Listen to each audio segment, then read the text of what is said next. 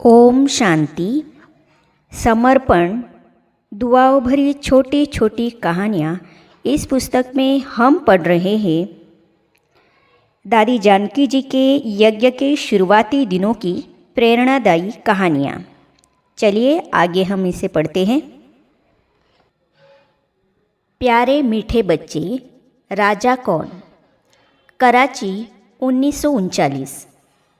शुरुआती दिनों में दादी जी जब बाबा से मिली तो बाबा उनको जनक बेटा कहते थे। जब आप बेटा कहते हो तो यह बड़े प्यार और विश्वास का प्रतीक होता है। बाबा ने कभी जानकी शब्द उपयोग नहीं किया क्योंकि यह नाम तो नारीत्व को दर्शाता है। बाबा हमेशा दादी जी को जनक कहकर बुलाते थे। बाबा ने हमेशा दादी जी को बेटे के रूप में दिखा, कभी बेटी के रूप में नहीं। व्यक्तिगत आवेदन। दादी ने महसूस किया कि बाबा मुझ पर अधिकार रखते हैं और बाबा के प्रति इतने गहरे प्यार के कारण बाबा जो भी सेवा कहेंगे मैं उसे अवश्य पूरा करूँगी। आप भी बाबा के प्यारे और मीठे बच्चे हैं। प्यारे बाबा के हाथ में हाथ दे के चलने वाले आप भी राजे बच्चे हैं। आप भी अपने आप पर गर्व महसूस करें कि बाबा आपको कल्प पहले वाले विशेष बच्चे के रूप में देखते हैं। योग्य बनो और प्रमाण दो। कराची 1940। कराची में यह अक्सर होता था कि बाबा के बच्चे बाबा के साथ चिटचाट के लिए इकट्ठे होते थे। चिटचाट के दौरान किसी ने पूछा कि बाबा की हमारे पुरुषार्थ के प्रति क्या आशाएं हैं।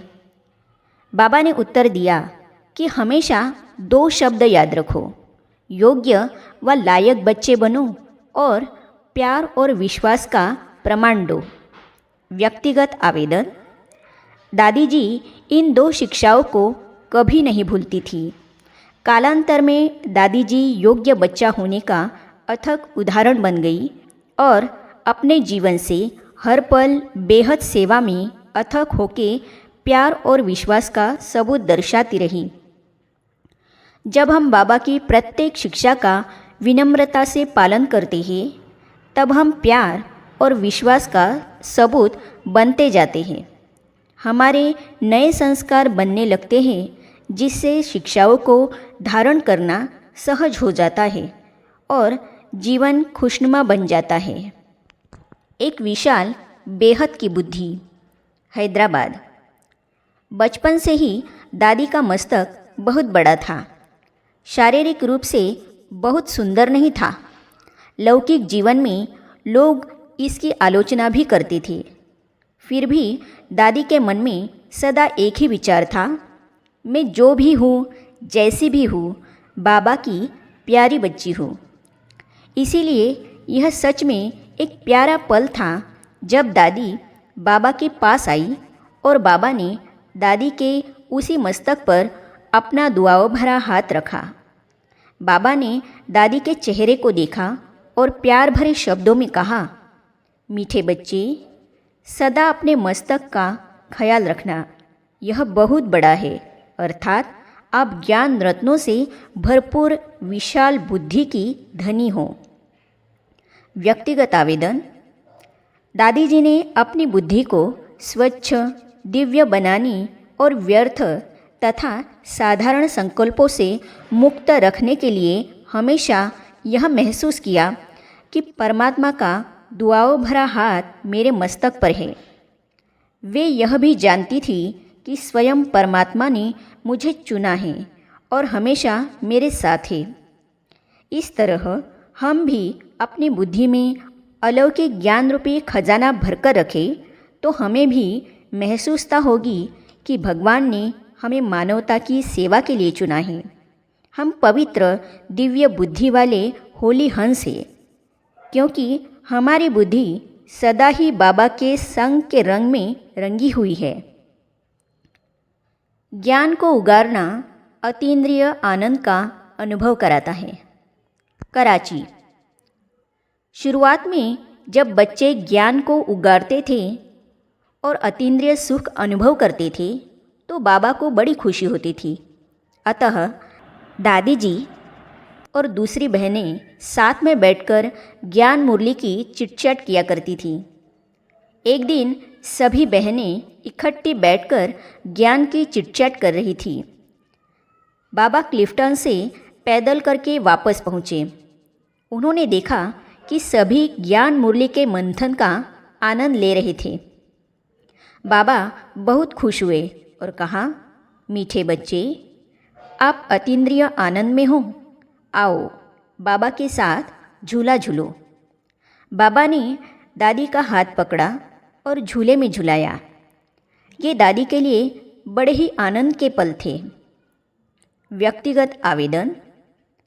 वह पल दादी जी के दिल में हमेशा समाया रहता था। जब भी दादी जी कहीं झूला देखती तो उस पल को याद करके बड़ी हर्षित होती थी। वे जानती थी कि मुरली को उगारकर आनंद प्राप्त करना कितना सुखद और आंतरिक आनंद देने वाला है। दादी जी का यह अनुभव हमें ज्ञान मुरली को उगारने के सुखद अनुभव की प्रेरणा देता है। जब हम ज्ञान मुरली पर विचार सागर मंथन करते हैं तो हम बाबा की समीपता का तथा हल्केपन और अतीन्द्रिय आनंद का अनुभव करते हैं। इस अमूल्य संगम युग को याद रखते हुए पढ़ाई पढ़ाई और पढ़ाई करो। कराची, कुंज भवन। एक दिन बाबा ने दादी जी को देखा, अर्थात दादी जी यज्ञ शुरू होने के 18 महीने बीतने के बाद आई थी, और कहा, बच्चे, आप अगली दिवाली नहीं देखोगे। दादी जी ने बाबा के इशारे को कैच करते हुए, अर्थात कि ड्रामा के अंत का समय है, पूछा, बाबा मुझे क्या करना चाहिए? मैं यज्ञ में देरी से आई हूँ। बाबा ने कहा, बच्चे, दिन में 10 बार मुरली पढ़ो। दादी जी ने तुरंत उस बात को अमल में लाया और दादी ने दिन में बार बार 10 बार मुरली पढ़ना शुरू किया।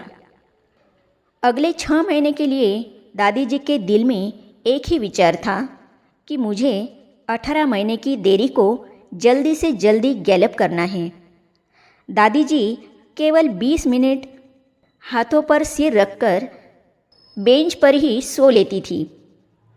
दादी जी चांद की रोशनी में मुरली लिखती, पढ़ती और मनन करती थी। उन दिनों मुरली बहुत बड़ी 20 पेज की हुआ करती थी। दादी ने सभी मुरलियों का शब्द बाई शब्द अध्ययन किया। दादी जी का लक्ष्य बड़ा ही स्पष्ट था। अगर दूसरी दादियाँ आगे बढ़ रही हैं तो मैं क्यों न बढ़ूँ, उन जैसे क्यों न बनूँ। दादी जी ने बाबा के सिग्नल को हमेशा अपने आँखों के सामने रखा। उनका प्रयास बड़ा ही गहन था। व्यक्तिगत आवेदन।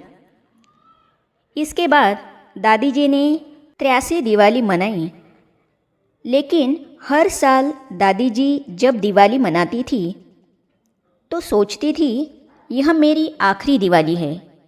कौन जानता है मैं अगली दिवाली देखूंगी या नहीं।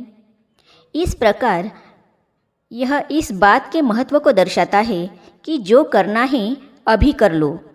दादी जी ने अपने आप को हमेशा अलर्ट, एक्टिव रखा तथा इस अमूल्य ब्राह्मण जीवन का और संगम युग का अधिक से अधिक लाभ उठाया। दादी जी इस संदर्भ में हमारे लिए बड़ा उदाहरण है। चाहे हम इस ज्ञान मार्ग में कभी भी आए, शुरू में या देरी में, सफलता हमारी पढ़ाई और हमारे आंतरिक व्यक्तिगत प्रयासों व पुरुषार्थ पर निर्भर करती है। आगे हम पढ़ेंगे मीठी शांति का सागर, कराची। एक बार दादी जी कुछ बातों के बारे में सोच रही थी जो वे बाबा से पूछना चाहती थी, लेकिन उन्हें सही समय का इंतज़ार था। तो इसे हम पढ़ेंगे अगली कड़ी में। तो ये जानने और पढ़ने के लिए इस चैनल को सब्सक्राइब करने के साथ ही साइड में जो बेल आइकॉन है उसे भी क्लिक कीजिए, ताकि आने वाली सभी वीडियो और अब तक की सारी वीडियो आप तक पहुंचती रहेगी। ओम शांति। शक्तियाँ आ गई।